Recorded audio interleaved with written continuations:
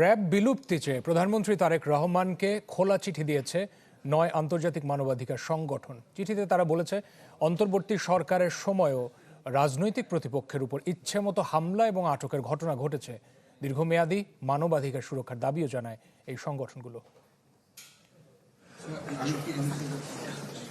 নির্বাচনে নিরঙ্কুশ জয়লাভে ৯ আন্তর্জাতিক মানবাধিকার সংগঠনের লেখা চিঠির শুরুতেই প্রধানমন্ত্রী তারেক রহমানকে অভিনন্দন জানানো হয়।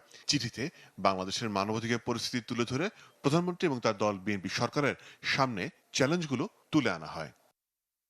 চিঠিতে শেখ হাসিনা আমলে জোরপূর্বক গুম ও বিচার বহির্ভূত হত্যা সহ নানা ধরনের গুরুতর মানবাধিকার লঙ্ঘনের অভিযোগ তুলে ধরা হয়, যা ডক্টর ইউনূসের আমলে অনেকটাই কমে যায় বলেও উল্লেখ করা হয় চিঠিতে।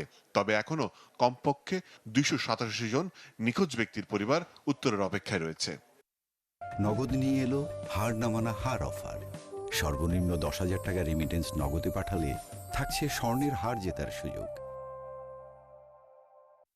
মানবাধিকার সুরক্ষায় দীর্ঘমেয়াদী সংস্কারের অংশ হিসেবে মত প্রকাশের স্বাধীনতা, জবাবদিহিতা, নিরাপত্তা খাত সংস্কার, নির্বিচারে আটক বন্ধ সহ ৯ আন্তর্জাতিক মানবাধিকার সংগঠনের পক্ষ থেকে পরামর্শ দেওয়া হয় সরকারকে। চিঠিতে বলপূর্বক গুম এবং বিচার বহির্ভূত হত্যাকাণ্ডের মতো মানবতা বিরোধী অপরাধের পুনরাবৃত্তি ঠেকাতে নিরাপত্তা খাতের সংস্কারে গুরুত্ব দেওয়া হয়, যেখানে শুরুতে র্যাবের বিলুপ্তির আহ্বান জানানো হয়।